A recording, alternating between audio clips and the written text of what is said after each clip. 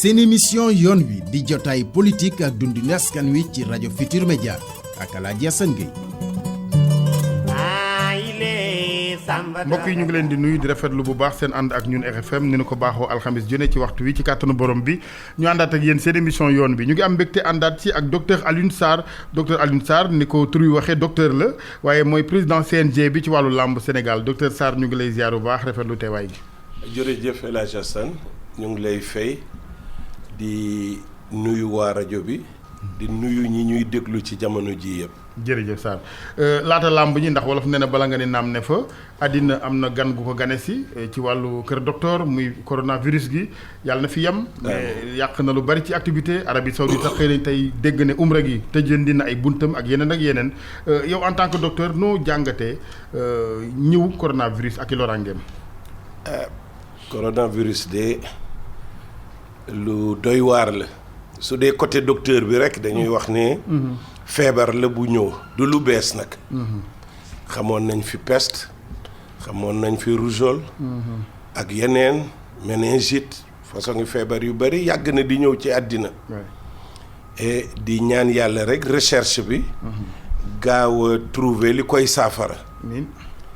wante nag su dee ci xalaati nit rawatina réew moo xam ne ñi ci ëpp ay jullit lañ. di profiter ci occasion bi pour sargal la communauté chrétienne. bi commencé seen carême depuis démb.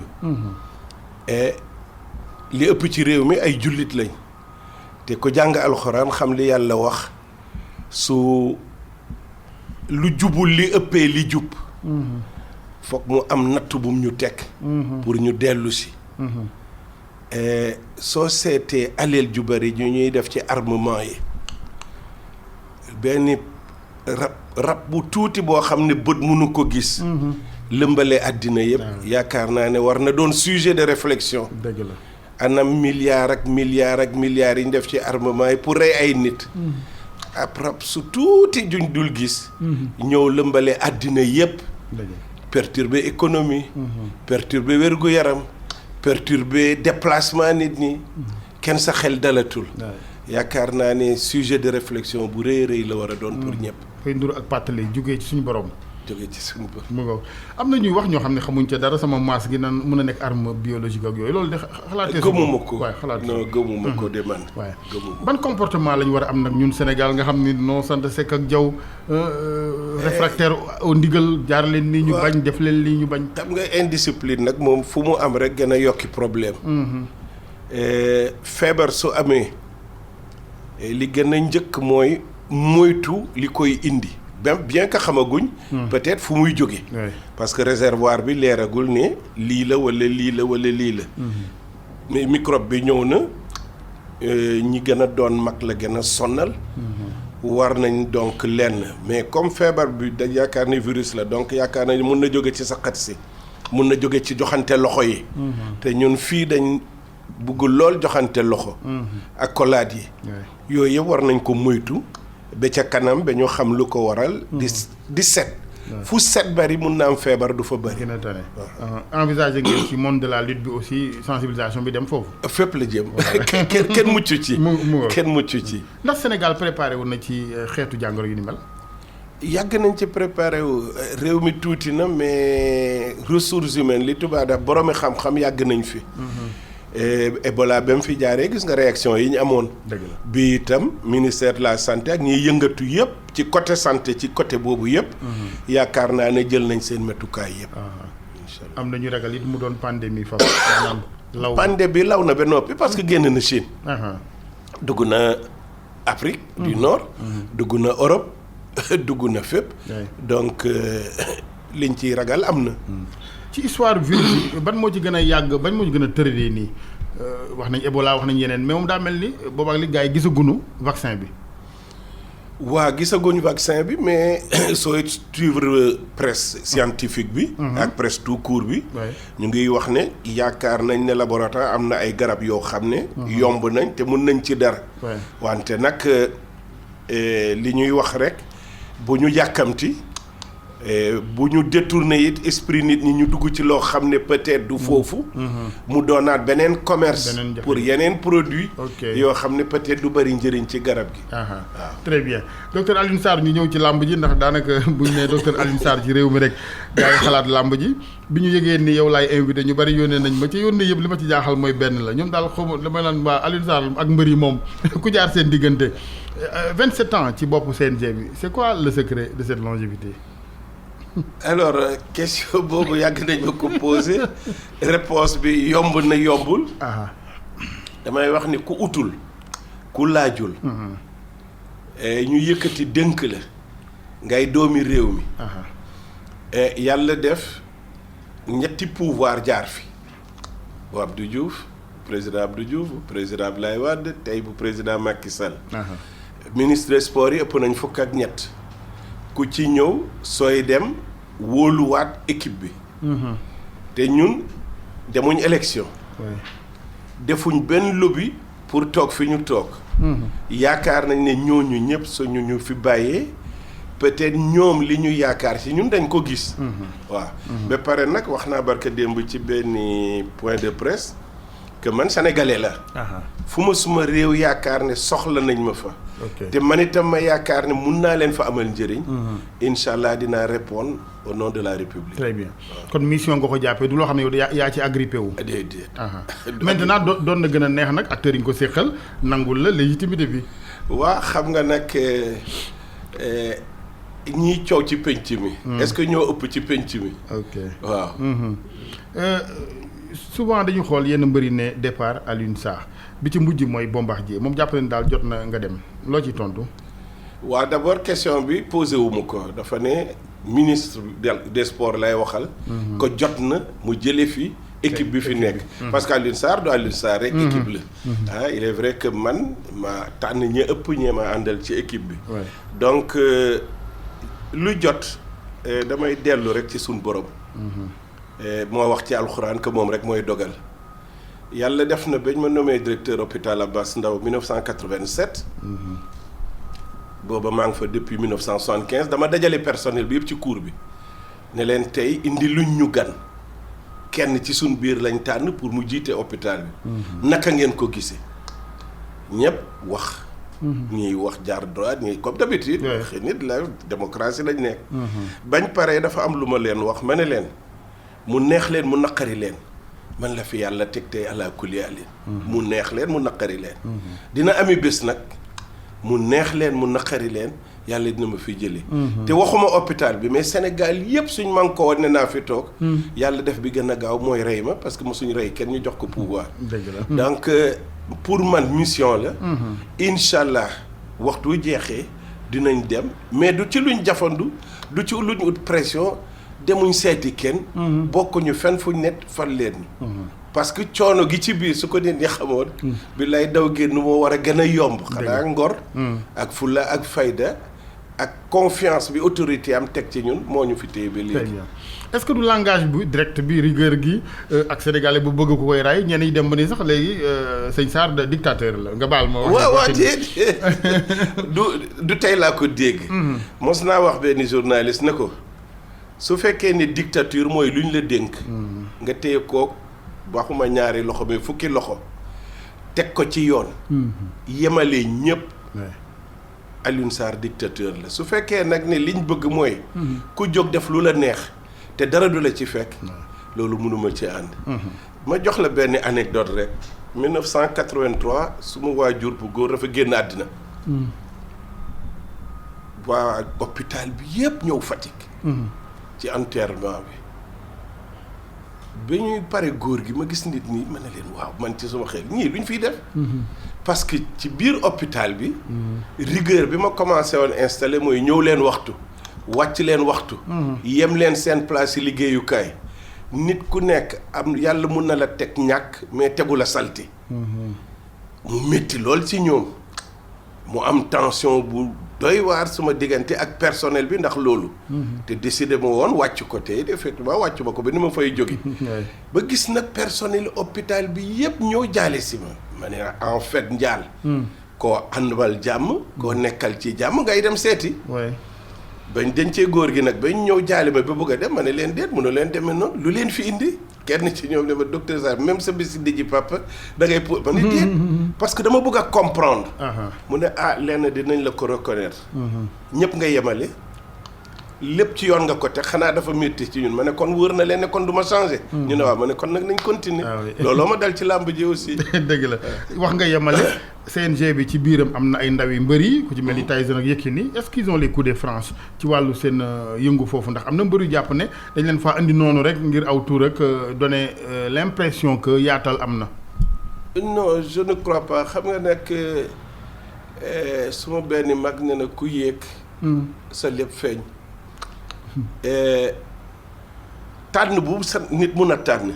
foog mu am ñu ci ànd foog mu am ñu ko ŋàññi. mais ñun équipe bi ma diriger waxtaan bi juboo moo fa am mais nag su dara xasee dégagé wu nag. dañuy imposer tout le monde ligne de conduite boobu. kenn dootul am droit ne moon pourtant ànduma ci woon. am na jamono sax boobu amaguñ porte parole suñu waxtaanoon ñi gënoon a contre projet bi.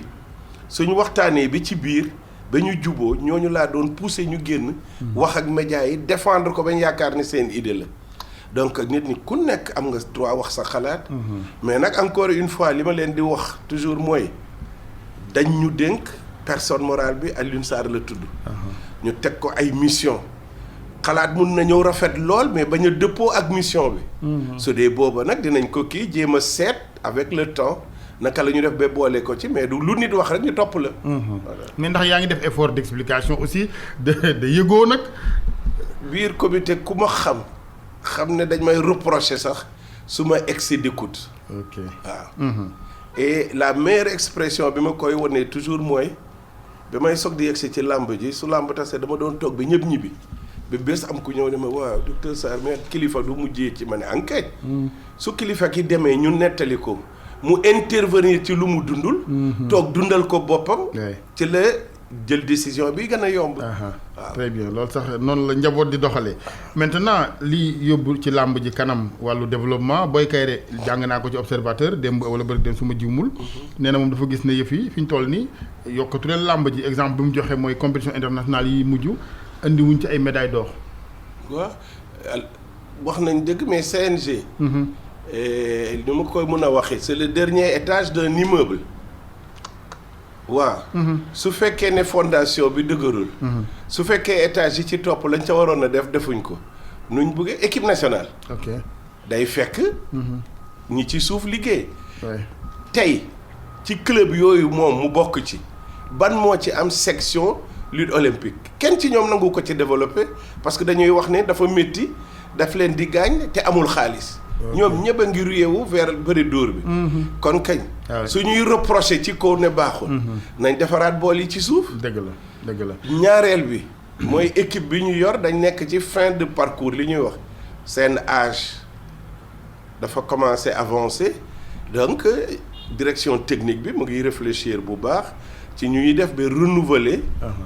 kii bi surtout jëm ci jeu.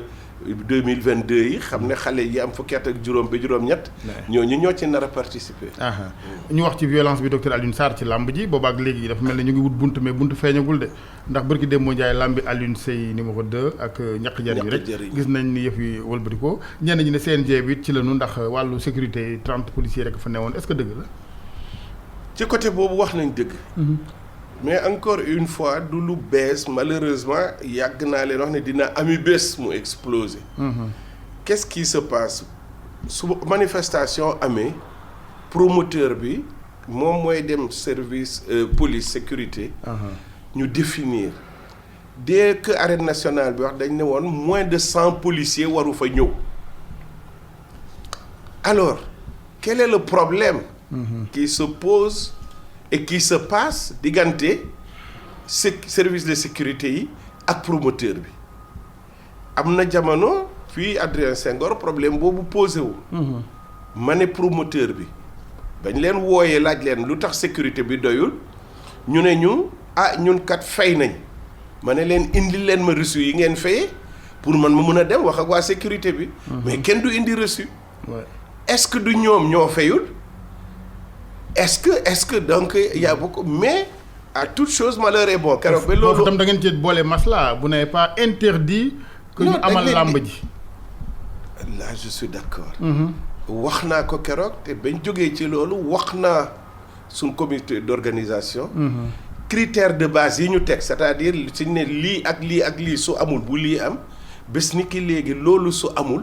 bu ñu nangoo démarrer lutte bi. donc. et encore que c'est un peu risqué aussi parce que bu xale yi ñëwee ba fees dellu ci stade bi nga tere làmb ji. mën nga am saafara bu jur jàngoro. mun na am. mais j'ose espérer que du fa yegg. parce que au lendemain de li xew. l'État par les services dañ réagir daje ak waa comité bi.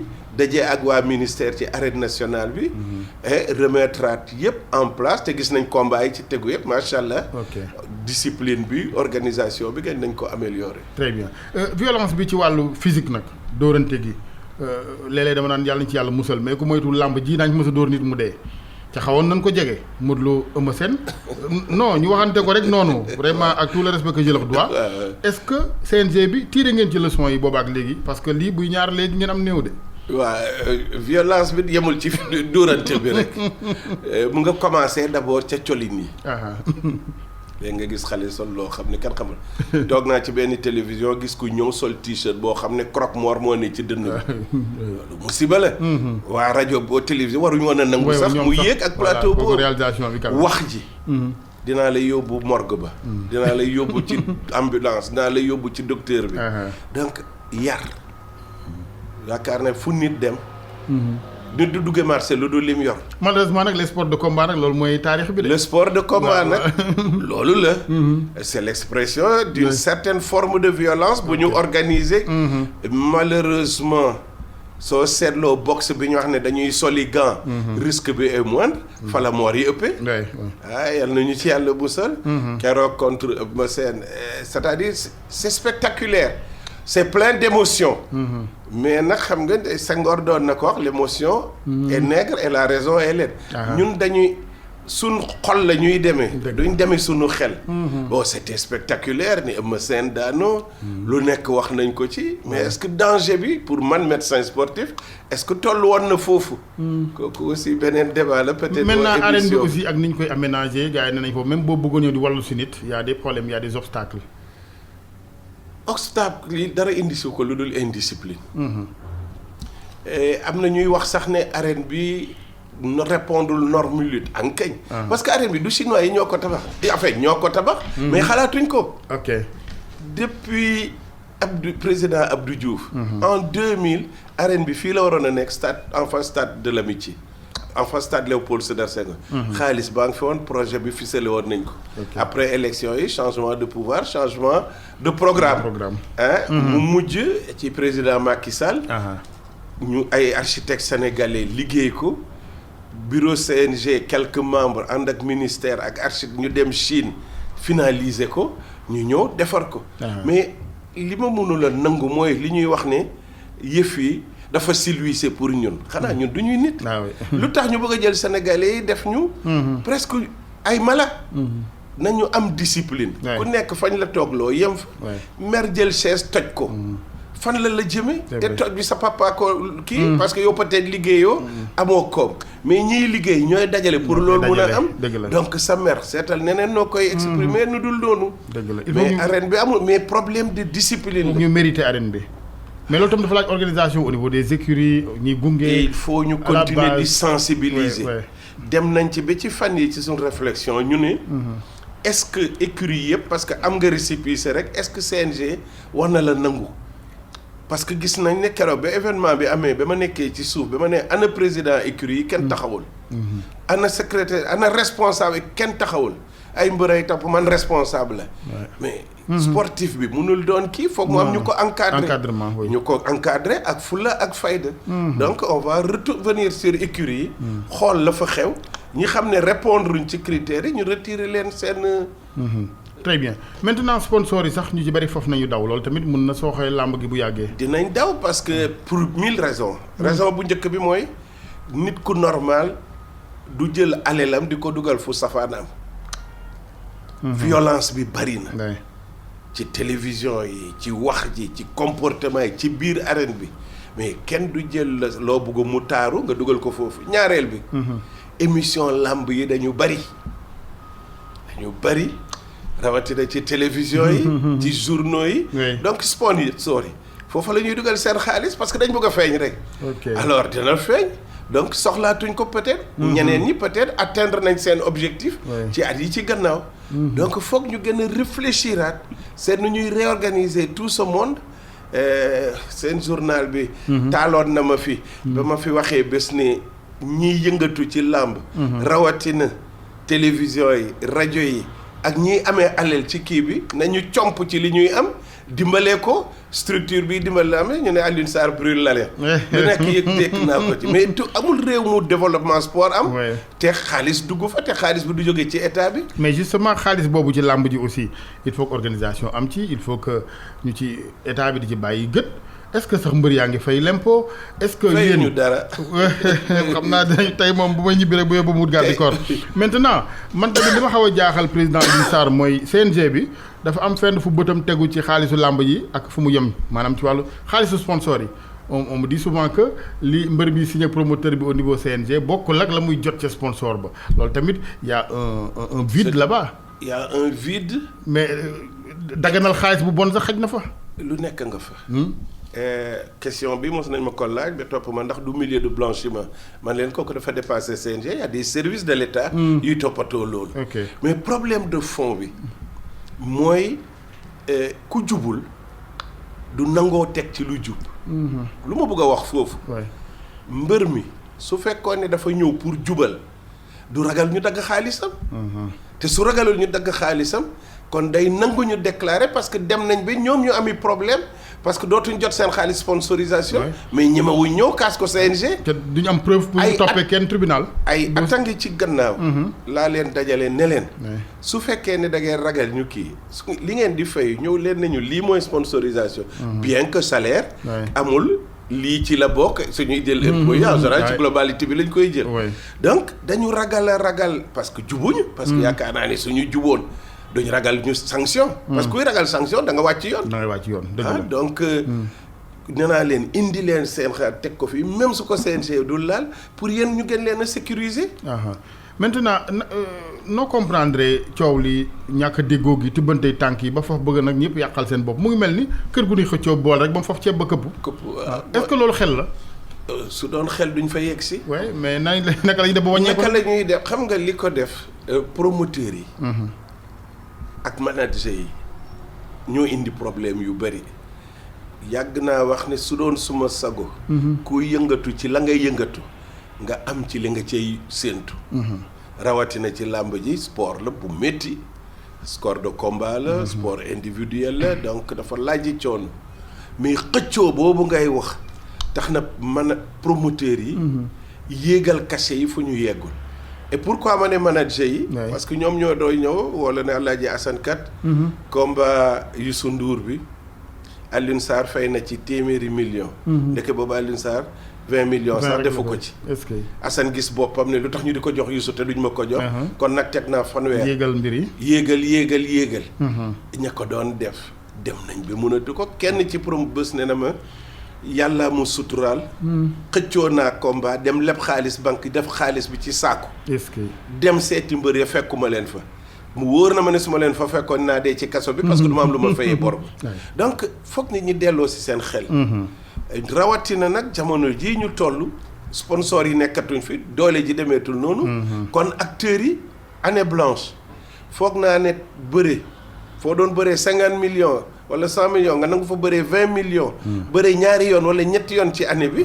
moo ëpp valeur toog di xaar loo xam ne doo ko gis. dëgg la moo gën ak nen. moo gën nen.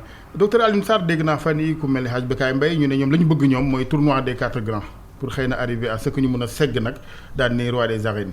CNG lu tax du nangul ñeneen ñi roi des arènes ki nga xamante ni moom amateur rek la wala seetaankat bi gis ki jël janoog roi des arènes ne ko pëng mu xam kay moom danaan léegi Modou lool.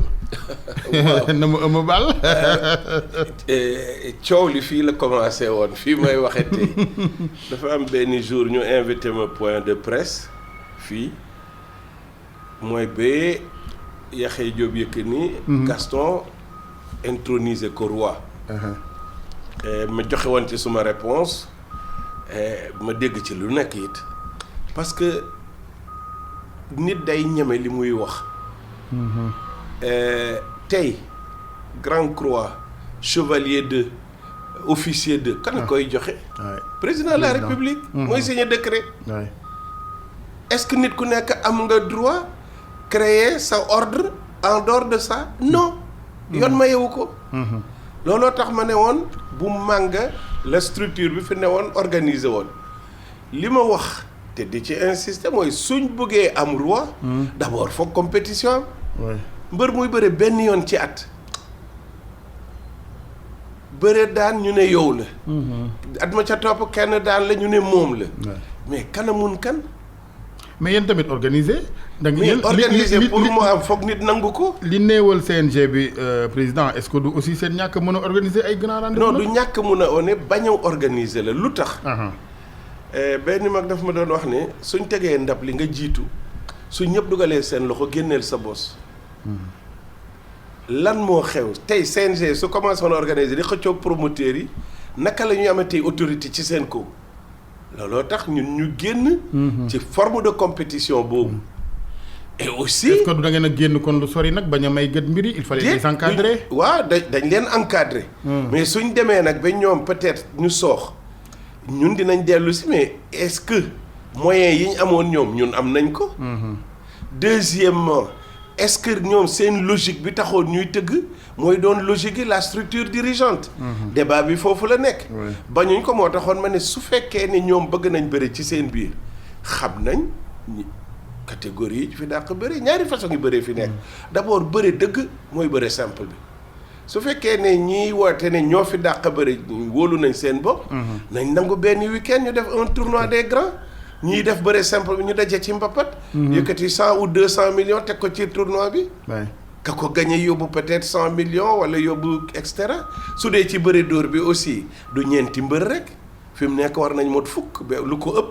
ba ñaar fukki mbër yoo xam ne war nañ mën a nangu mais. maintenant naka la ñuy demee ba structure de l'État ne damay organiser làmb ci ñoo xam ne licence fañ ko amee c'est à votre niveau ñu war a mën a am liberté wu ne man bokkuma ca finalement aussi. waaw xam nga nag les sports de combat loolu mooy difficulté bi. waaw du championnat. mënut a am sanction yooyu. non du championnat parce que. sportif bi am licence taxul mu bokk ci dara. maintenant yéen bu ngeen organiser de façon officielle ñi ko gedd est-ce que ëllëg mënuñu leen teg ay sanctions. génn retirer leen seen licence. est-ce que dictateur bi du feeñ booba. non bu man waxi loi. waaw c'est-à-dire su fekkee dañ ne ku am licence. peser nangami kilo am temps de victoire su ñuy def li par force nga bokk. booba ku ko wàcc am na daan ñu ko ciy teg. sujet de réflexion bu intéressant ngi noonu. maintenant beneen jafe-jafe bi bu weesoo xëy na ñoom li ñuy sikkee CNG bi ca xëy na mu ne fa ndax nit du mat waaye ñoom it mbëri am na ci ñu est-ce que du ñàkk yar bi nag xaalis bu bari bee ko waral nag léeg-léeg nit dem ba réewande genn gi beew gi parce que des centaines de millions ku koy brasser nag moo dal yenn entraîneurs yi ci yenn joueurs yu rëyi tur yi moo dal yenn rajo yi ci yenn animateurs yi nga xam ne ñoom daanaka dof nañ léegi ndax seen ciw et cetera et cetera. waaw nit daal mel noonu. nite moo am solo. te ñi nite bari wuñ yal na ma yàlla baal ci li ma di jéggalu aussi ci nit ñi. parce que olof yi dinañuy wax ne lu la bett mën la. koo xam ne peut-être yaakaaroon na ne avenir am dafa bouché yàlla ubbil ko wërsëg ba mu am yenn yi soo amul ndimbali yàlla. mun na am dérapage yomb la te loolu du ci mbër yi rek. toog na jamono ñuy gis ñoo xam dañuy jël xaalis ci ay cérémonie di sànni ay billets de banque. mais loolu yëpp. ca yari nit ka la. ak ca xam lan nga naka la ak noo koy demale. c'est important.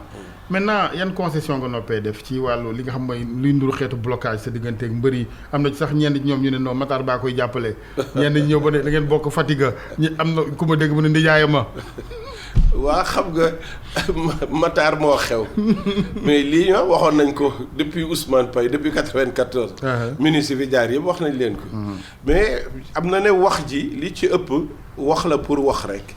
parce que ñaari fee dinaa la ko benn bi am na benn année ay nit yeeg ci plateau yi ne nañ dem ba ñu sentir dañ bëgg a dem ñooña doon wax ne nañ dem ñoo daw seeti autorité ne leen bu leen bàyyi ñu dem. Les mêmes personnes. Donc yëf yi du dara lu dul le ministre Abdoulaye Matar Diop ba mujjee dellu si ministère parce que ñun du vote élection lañ yegsee. Donc assemblée générale bi comité directeur bi du ñooñu dinañ leen di informer mais du ñoom ñooy décider. Donc c'est le ministre depuis que ñu ngi fi chaque année. du moins du ma dem sax chaque semaine bu ñu defee réunion et tous les lundis on se réunit am na PV bu ñuy déposer au ministère. sur toutes les activités li ñuy jël comme responsabilité. su at mi jeexee ñu jox leen un rapport complet sur tout.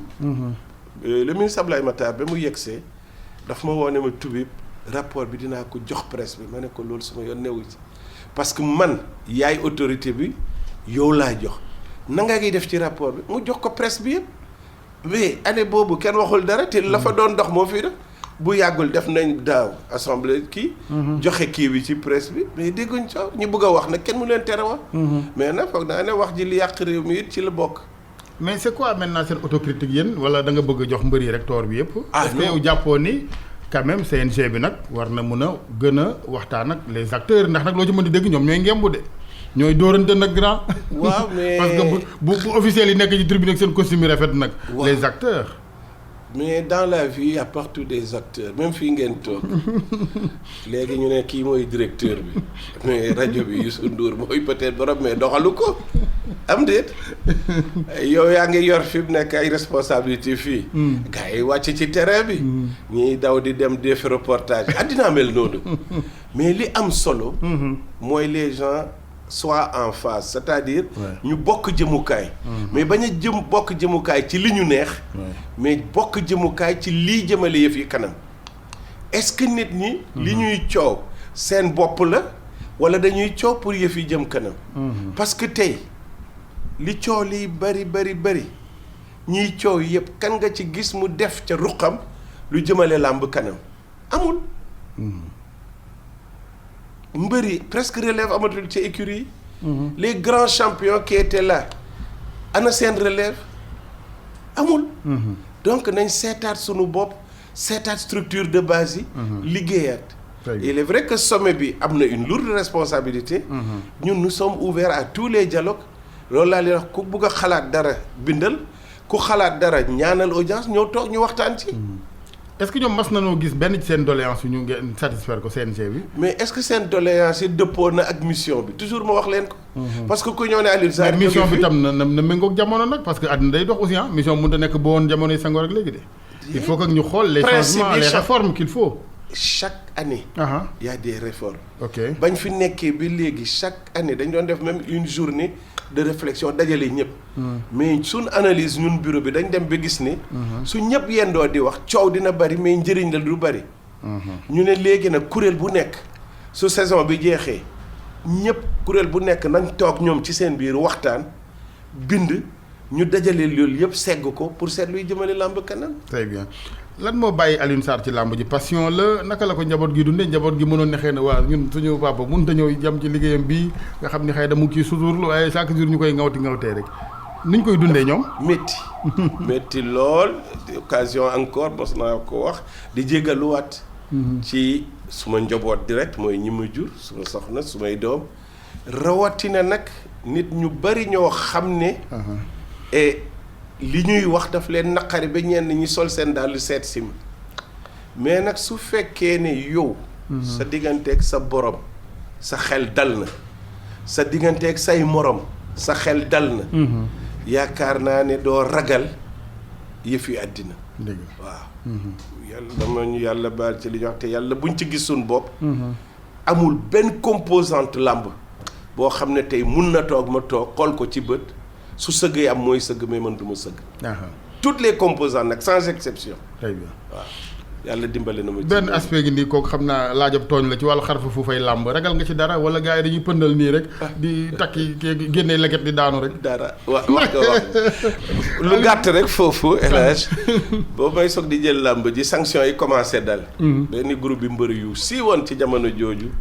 dañu fekk boobu mag hôpital Abass Ndao ñoo waxtaan rafetlu liggéey bi wante won ma nag ne yëf yi dafa xaw a métti te dañuy bañ suñuy dem di fasante ñu fasaale ma ne leen seen sëriñ yi munuñ parce que suñ munoon benn mbër du daanu parce que foo demee ñu waatal la ne yaay daan ba pare ñàkk gëm seen bopp gi ne ci ñoom ak wóolu seen bopp xoolal butéel yu bari yi tey ak ni butéel néewee woon ci biir arène indi téeméeri butéel doo bëre sax 30 secondes ñu daal la nañ entraîné wu ji nañ xam lan jàngi bëre entraîné wu bëri. très bien balaa xar foofu di dàq aspect sport bi. waaw ñoom wax nga leen loolu yéene la ndax boo demee ba ni formation professionnelle lu war mbëri la bu ñu xoolee xayma bi bari lool ñaari junneeg fanweer ak yu tegal yi mbër yu am licence wax dëgg yàlla kon ñoom ñu wuti métier ku leen ko wax ku leen bëgg la maintenant en quoi faisant état bi lu ko ci war yéen CNG bi ñoom ci seen bopp ak ñi nga xam ni jot nañ fi brasser ay koppar naka la ñuy yëngoo ci wàllu investissement. xam nga foofu dafa am ay dérapage. CNG ay at ci gannaaw daf ci commencé woon réfléchir. d'abord ci seen santé. ba commencé woon ci duggante ak ministère de la santé. duggante ak ministre bi toppatoo la formation professionnelle les écoles et cetera mu am ñu dégg riire fale dem accaparer yëf yi en dehors du CNG. ba ñenn yegg même au sommet de l'État ba ñu dig leen mu capoter. yàq projet bi. tey ñoom ñoo koy vivre. commencé waat nañ. mais je pense que lu organisation amul. lu méthode amul. lu xalaatul segg ko tëb rek taxul bu sotti.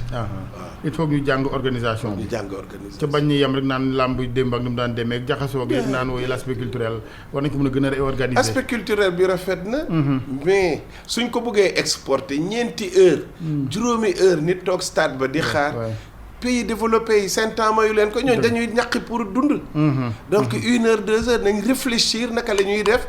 ba spectacle yi làmb dootul dépasser 1 heure 2 heures de temps. je crois que loolu moo gën a kii côté aspect culturel bi kenn génnew ko am na ñuy wax ne dañ ñu tere lii mais ça dépend dañ doon jégaani stade yi jàmbur yi duñ taal fournal yàq gazon bi.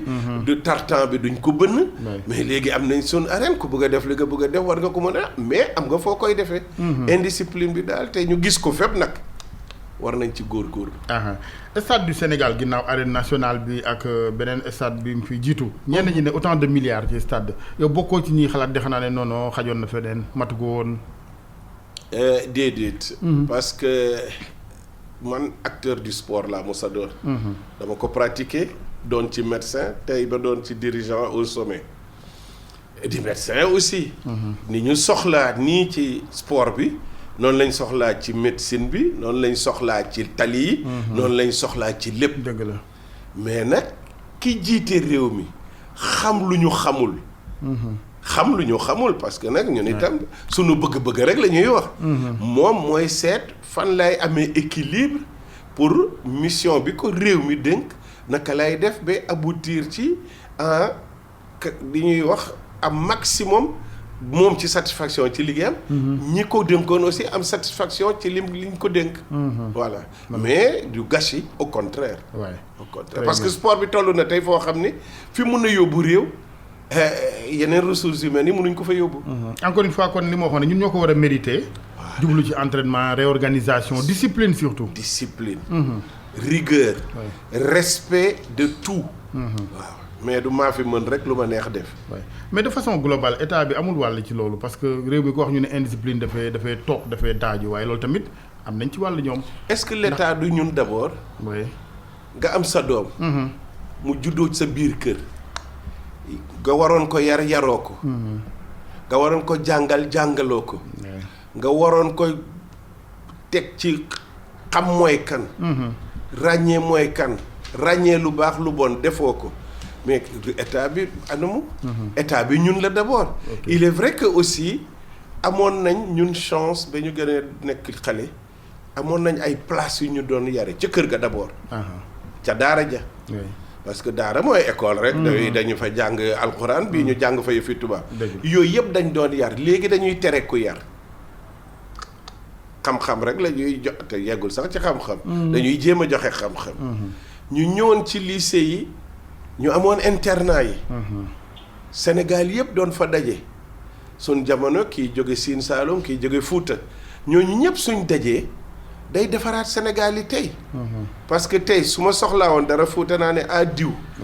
fale ma ne diw. dëgg la ñooñu kii ñu demoon ba soo ñëwoon ba première ñu yóbbu la nga defi préparation militaire armée discipline muy ba ñu yegg si 68 ak tension yi amoon à travers le monde ñu def ci boppi politiciens yi que xale yi ngeen di dugal armée dañuy jënd ay armes ulbati ko dal ci seen ko ñu supprimer ko donc yooyu yëpp yaakaar naa ne place yi ñu doon defaree jikko xale yi xam loolu ñu luy suñ drapeau américain bi su juddoo presque drapeau lay juddoo loxoom màggaaleeg moom mais loolu moo tax j'ai parlé d'un système d'éducation. je suis d'accord pour le rejoindre la moo tax ma génne loolu donc état bi lacunes yi jógee ci famille yi war na góorgóorlu pour rattraper ko et en tout en un moment on avait créé le bureau organisation et méthode pour defaraat administration bi defaraat jikko yi mais nit ku nekk bàyyi ma def li ma neex mënul am désordre indi ordre munta ne avenir u làmb ji lutte traditionnelle Sénégal ak MMA gi mel ni lu xaw a xew yow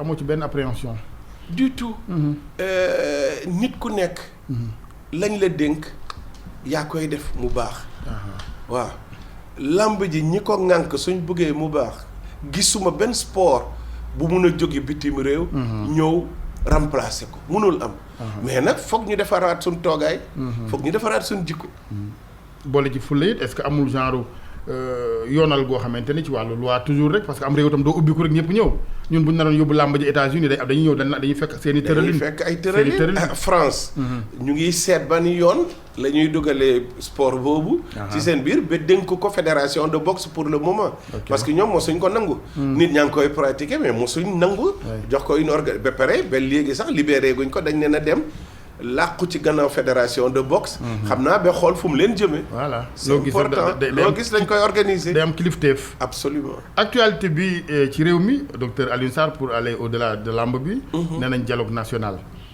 national comme yeneen réew yi nga xam ne ñoom dañoo génnoon ci guerre après dañ woy réconciliation nationale mais loo ci mënti dégg il faut ku ne yàbbi la nga sex de waaw xam nga dialogue national lu war a am la suma benn baay doon na wax ne soo ñëwee ne ko Assane Gueye de sannoon la mu ne bu ko waxati dañu toogul waxtaan bis bu ñu toogee waxtaan umpante gi la waaw umpante gi mooy indi problème yi ak ñenn ñi nag seen bëgg-bëgg rek tax ñu gumbo lux te nag tey politiciens yii di dialogue bi warul yem ci politiciens ca kër ga la commencé dem ci mbedd mi yegg si ci politiciens yi man de du ma homme politique mosuma bokk ci benn station politique wante nag mais nag je suis un observateur de ma société li ma gis mooy coow li muy bari lépp seen groupe yooyu jànq bariwu ci de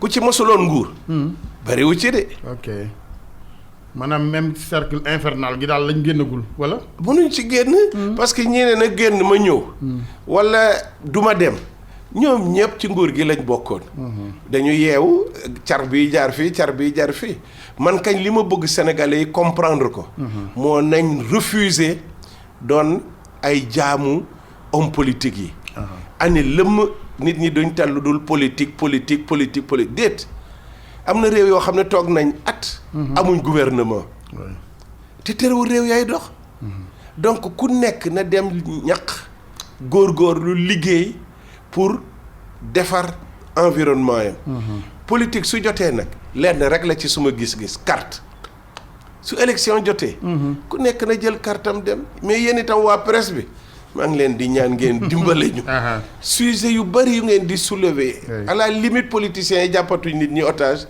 mais rajo yeeg télévision yu bëri ñoo ñu jàpp otage. très bien yenn politique yi est-ce que profité wuñ également ci ñàkku njàngum askanu Sénégal ankañ parce que am na yu nit di sañ di wax sax ci télé yeeg rajo yi fii ci Sénégal sañoo ko def dans des pays où il y a une opinion des gens yoo xam ni gënoo leen a yeewu et cetera am nañ ci lu ñu jàpp ñoom la misère néew fa bu ñu exploité ba di leen indil ay kilo ceeb politique ak ay mbubi politique. loolu nga wax liñ ciy teg du bari mais nañ Sénégal gën a def attention.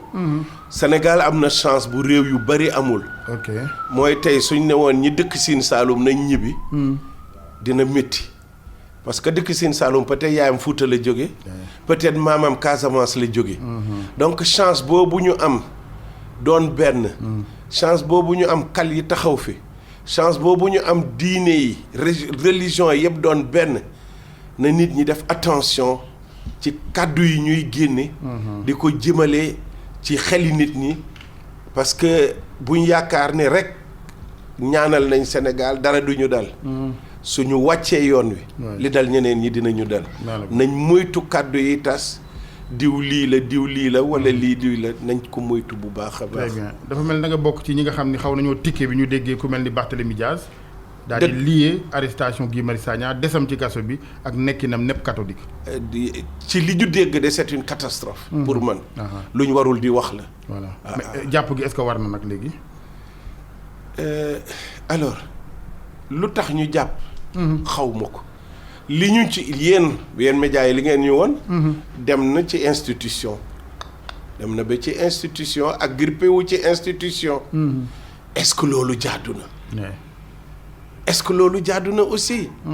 il faut pas que simplement ñu ne nit nous sommes dans une démocratie lu ñu neex wax déedéet. démocratie ce n'est pas de l'anarchie. loo gis rek même sa kër da ngay wax ne heure bii la ñuy añ heure bii la ñuy reer heure bii lay tëj sama buntu kër. waaw kii tëb di def lu ko neex est-ce que dina mën a dund mu normal ak yow ci biir kër gi. man du ma juge. mais nag su doon suma sago duñ jàpp kenn mais suñ warul jàpp kenn ça veut dire kenn deful war tax ñu jàpp la. mais su fekkee nag ne lu ñuy def dañ ko lalu rek pour méttital nit loolu jàdduwul. am nañu daal di xóotal xalaat ba ne France ne ci ginnaaw parce que ñoom liñ leen gën a xamee ci France dégage d'ailleurs yow jàpp nga ni loxo France nooteel gi daa ne ci suñu ndodd yi ba léegi. est-ce que dina ci génn. bu njëkk bi. sunu làkk tubaab la. benn ñaareel bi. sunu gars yi karawaat costume. soo amee noomeel sax. ñu ne kii vernaculaire la tubaabewul problème diw moo nekk ci diw ci xel yi la dëgg la donc loolu dama doon tooñ rek quand je disais l'habit et l'autre parce que bés nit mas na wax yow docteur sax kenn du la gis nga sol yére wolof àjjuma ma ne ko man du ma wolof mais diine newul ci tenue du ci kurus gu gudd du ci sikkim dëgg la ci sa doxalin. dëppoo ak sa diine. malheureusement réew mi bariwu fi. li ñuy wone ak li ñu gëm du benn. ok donc war nañu gën a góorgóorlu. culte bi ëpp engagement social bi. folklore social bi moo ëpp engagement bi. donc foog ñu gën a góorgóorlu. ñu éviter maintenant nag ñu def ci suñu bopp que suñu Sénégal gii. ñun waa Sénégal ñoo koy defar kenn duñu ko defaral. foog ñu nangu aussi que. mondialisation bi indi na problème yoo xam ne man kenn rek may demal suma bopp yi du yomb. mais nag nañ am intelligence def ni li am paate ba doon wax ci kàkkataar. xam à tout moment. kàkkataar du changer direction. su jógee day jubal. mais su yëkkatee tànkam balaa mu koy teg dina ko yoot xalaat ko ba xam nu mu koy tege. couleur bu mu jege jël couleur bi mais taxul mu changer. c'est important. c'est capital. rawatina bi ñu dëgmalee pétrole ak gaz bu ñu xamul fu ñu teg suñu tànk virage yi waxuma la raté ko mais dañuy këpp. yàlla nañu ci yàlla musal. non yàlla nañu ci yàlla musal. mais vous savez parfaitement mais yàlla béy sa tool. il faut contrôler ces gens-là il faut ñu may leen gën il faut être vigilant. il faut être très très vigilant et à tous les niveaux. parce que fu koom am. coow bari. te am na kilifa gi waxoon ne ay bandi balaa ñuy reyante rek war a séddoo. kon nag nañ góorgóorlu. ba mun a séddoo te duñ reyante. très bien docteur Alioune Sall lu tax politiqueul dafa bon ni ñu ko defee bon wala lan moo tax dugguloo ci politique. damay wax suma doom yi ne peut-être def naa erreur. mais aussi ni ma yàlla bindee politiciens yi buñ ma mere. mais peut-être doon naruma ko woon a mun.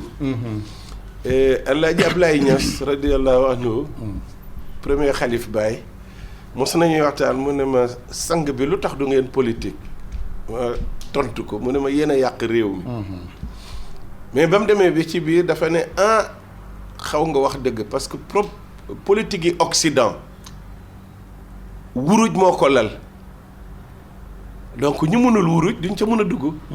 donc nañ góorgóorlu ba def une politique autrement. mais la politique de l'intérêt général damay wax xale yi ne leen su fekkee ne borom tool bi dafa yaakaar am fukki mbaam yàlla may ko téeméeri mbaam day yéwan su Alaaji Asan yegg see ne ko doo ma may tibbi gerte mu ne la indil sàkku Alaaji Asan su génneeg sàkku bi ma yegg si ne ko doo ma may tibb dafa may indil siwo noonu lay def su ñëpp amee c'est-à-dire l'intergénéral su doxee rek ñëpp gis ci seen bopp mais su kenn bëgg a akki mooy yëpp ñàkk a doylu la très bien mun na am du jëmale réew mi fenn te mun na am mu jur ay musiba yu bëri. très bien maintenant intellectuel yu mel ni yéen bu nuy wéy di seexlu politique gi di ngeen yàgg a toog seen kër gis ministre bu la jiite nga déglu ko yow kii nga xam ne mënut a boole sax ñaari phrase yu jub ci lañ ko jàngal. moo tax ma ne nga mere sa bopp ci suuf xam ni man. ni da kii ngay ma mere jiite sa bopp sax. c'est un médiocre. Je n'ose pas juger parce que man du ma juger mais dinaa constater damay wax ne du ma ne diw nii la mel mais naa ne waa ji lu tax mu doxale nii. moo tax nag ñu war a lancer appel xale yi ñun sunu jamono passé na. wala presque desatul lu bari.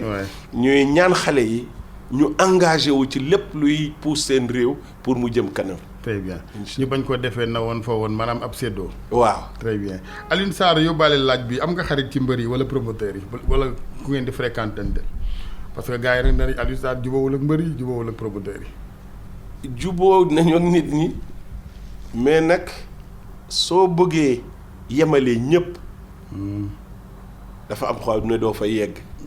waaw da ngay njaboote ñëpp. da ngay njaboote ñëpp ci biir xol bi nag peut-être am na foofar. mais bu mu génn.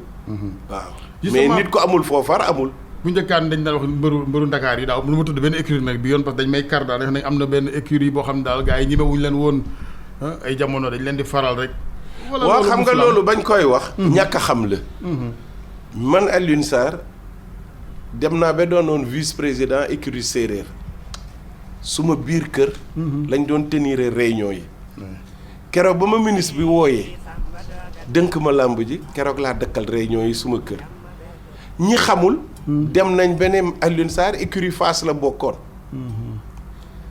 Mbaye Guèye bëre na ba tekki ngembam xam ne may vice président écurie séeréer mais wér-gu-yarama man la ko dénk ba dénk ma wér-gu-yaram yi ay waajuram donc foofu yàlla dimbale woon na ma parce que su yàgg wóoroon ne am na lu mu ragal te mun na a jógee écurie séeréer te wóor na ko ne mun na jaar suma loxo kon du ma dénk wér-gu-yaramam. dëgg la voilà donc à tout instant de notre vie. on a cherché à être juste. et honnête avec tout le monde c'est-à-dire yemale ñëpp. tey def te yàlla tax. te bañ ci gis suñu bopp. am na solo Alioune Sarr docteur Alioune Sarr RFM mu ngi lay gërëm bu baax di la sant. fii la ëppee jërëjëf. jërëjëf Sarr. jërëjëf mbokk yi jërë ngeen jëf mu nekkoon seen émission yoon week docteur Alioune Sarr mooy président CNG bi ci wàllu lamb ci Sénégal ci technique bi Abdoulaye Diop El Hadj Assane Gueye ci micro bi ba alxamis ak jàmm incha allah. Relajulo wadi madi fondarima umulatu mardi madini yanki